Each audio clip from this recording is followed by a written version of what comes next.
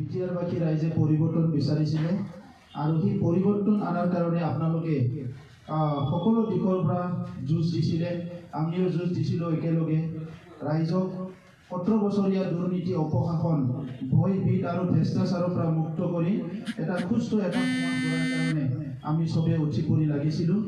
কিন্তু আমাৰ বহুতে বিজয় হ'ল, বহুত হাৰি গ'ল। কাৰণ এই নিৰ্বাচনটো সাধাৰণভাৱে আমি নিৰ্বাচনটো যেনেকৈ ভাবি লওঁ তেনেকুৱা নিৰ্বাচন নাছিলে। এই নিৰ্বাচনটো অলপ অসাধাৰণ আছিলে। ইয়াত 17 বছৰীয়া শাসন যিসকলে কৰি আছিলে সেইসকলৰ কাৰণে এই নিৰ্বাচনটো মৰণপণ এটা যুঁজ আছিলে, আৰু আমাৰ কাৰণে এই নিৰ্বাচনটো পৰিৱৰ্তন অনাৰ কাৰণে এটা যুঁজ আছিলে। গতিকে তেখেতসকলে ধনবল, বাহুবল সকলো ব্যৱহাৰ কৰি পুনৰ কিছুমান চিট দখল কৰিবলৈ সক্ষম হৈছে। কিন্তু আজি এই বিটিআৰত আমি এটা নতুন চৰকাৰ UPPL, BJP আৰু GSP গঠন কৰিবলৈ সক্ষম হৈছোঁ। আৰু এই যি দলৰ তিনিটা দল মিলি যিটো চৰকাৰ গঠন কৰা হ'ল, ইয়াৰ মূল উদ্দেশ্যই হৈছে ৰাইজক সেৱা কৰা, ৰাইজৰ সমস্যা সমাধান কৰা। বিভিন্ন জাতি জনগোষ্ঠীৰ ভূমিকে আদি কৰি বিভিন্ন সমস্যা আছে, যোৱা 17 বছৰে এই সমস্যাবিলাক সমাধান কৰা নাছিলে। তেখেতসকলে চৰকাৰ চলোৱাৰ নামত এটা বেপাৰ চলাইছিলে, আৰু সেইকাৰণে আজি কোনো এটা অফিচ ঠিকে নাই, কোনো এটা চিষ্টেম ঠিকে নাই। এই কাউন্সিলখনত কৰোৰ টকা আহিছে, মেক্সিমাম টকা ছাপ্লাই দি পেলাই ইয়াতে শেষ কৰিছে। আমি এতিয়া শ্বেতপত্ৰ এখন ওলালোঁ আৰু তাত দেখিবলৈ পাইছোঁ 2300 কোটি টকাৰ ধাৰ আছে, লাইবিলিটিছ আছে। এই চৰকাৰী এটা কাউন্সিল, ক্ষুদ্ৰ এটা কাউন্সিল, ইয়াত 2300 কোটি টকাৰ লাইবিলিটিছ কৰি থৈ গৈছে। যোৱা যি আমাৰ প্ৰাক্তন চিফ আছিলে হাগ্ৰামা মহিলাৰী আৰু BPF-ৰ EM সকলে। শিক্ষাৰ নিচিনা ডিপাৰ্টমেণ্টত 110 কোটি লাইবিলিটিছ আছে।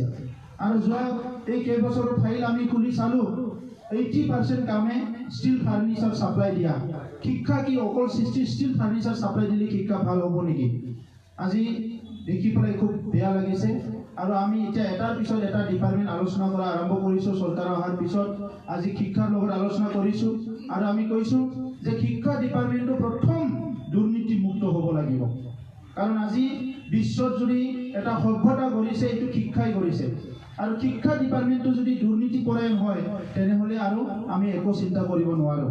সেইকাৰণে মই বিষয়াসকলক আহ্বান কৰিছোঁ কি কোনো এটা শিক্ষাৰ কাৰ্যালয়ত যাতে টকা পইচাৰ লেনদেন নহয়, এইটো তেখেতসকলক আহ্বান কৰিছোঁ। আৰু ইয়াৰ লগে লগে আমি কৈছোঁ আজি ভাৰতবৰ্ষই নতুন শিক্ষা নীতি বনাইছে, অসমৰ আছে। আজি বড়োলেণ্ডত যোৱা 17 বছৰত কোনো শিক্ষা নীতি নাই।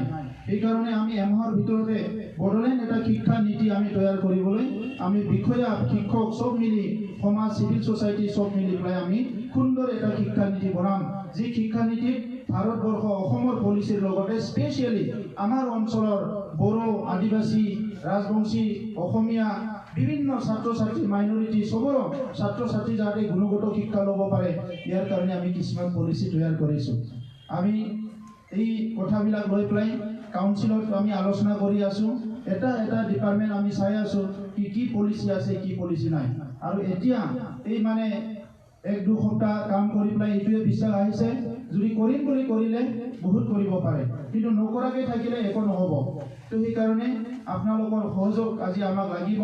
মই বিশেষকৈ ধন্যবাদ জনাইছোঁ আমাৰ GSPৰ যিসকল কেণ্ডিডেট হৈছিলে, পলম নকৰাকৈ সঠিক সময়ত সঠিক ডিচিশ্যন লৈ অতি শীঘ্ৰে UPPL-ৰ লগত 2টা আঞ্চলিক দল আজি আমি চামিল হোৱাৰ নিচিনাকৈ আজি যিখিনি অধিক সংখ্যক কেণ্ডিডেটসকলে আমাৰ লগত জইন কৰিলে, মই ধন্যবাদ জনাইছোঁ, আদৰণি জনাইছোঁ, আদৰি লৈছোঁ। আৰু বাকীখিনি যিখিনি আছে তেখেতসকলো আহিব বুলি আশা কৰিছোঁ। কাৰণ এতিয়া আমি জাতি ভেদাভেদ, ধৰ্ম ভেদাভেদ ৰাজনীতিবিলাক কৰিব বিচৰা নাই, এটা সুস্থ সমাজ গঢ়িব বিচাৰিছোঁ। কাৰণ যোৱা দশকৰ পৰা দশক ধৰি আমাৰ অঞ্চলত ভয় ভীত, মাৰামাৰি, হিংসা, ব্লাডছেড হৈছে। বিভিন্ন জাতি জনগোষ্ঠীৰ ভেদাভেদৰ নামত বহুত আমাৰ মানুহবিলাকে কষ্ট পাইছে। আৰু ইয়াৰ পৰা উদ্ধাৰ হ'বলৈ আমি সকলো কান্ধত কান্ধ মিলাই, হাতত হাত মিলাই আগবাঢ়ি যাব লাগিব। আৰু এই পৰিৱেশটো ল'বৰ কাৰণে আপোনালোকৰ নিচিনা নেতৃত্বই আগ্ৰহী ভূমিকা গ্ৰহণ কৰিব লাগিব। সেইকাৰণে UPPL দল গণতান্ত্ৰিক দল, এই দলত সকলো আহি পেলাই কাম কৰিব পাৰিব, সকলোকে সুযোগ দিয়া হ'ব। আৰু সকলো নেতৃত্ব মিলি পেলাই সকলো জাতিৰ কাৰণে সমমৰ্যাদা, সমন্বয়ৰ কাৰণে আমি কাম কৰিম। আজি বেছি দীঘলীয়া ক'ব বিচৰা নাই, আপোনালোকক নৱবৰ্ষৰ শুভেচ্ছা জনাইছোঁ। ভোগালী বিহুৰ শুভেচ্ছা জনাইছোঁ। আজিৰ পৰাই আপোনালোকে আমাৰ দলৰ নেতা হ'ল আৰু আমাৰ দলৰ মজিয়াত আলোচনা কৰি প্ৰত্যেকজনকে বিভিন্ন বিষয় বাবদ ৰাখি আমি একেলগে অনাগত দিনত এটা মূল্যবোধৰ ৰাজনীতি কৰি পথত আমি আগবাঢ়ি যাম। ধন্যবাদ।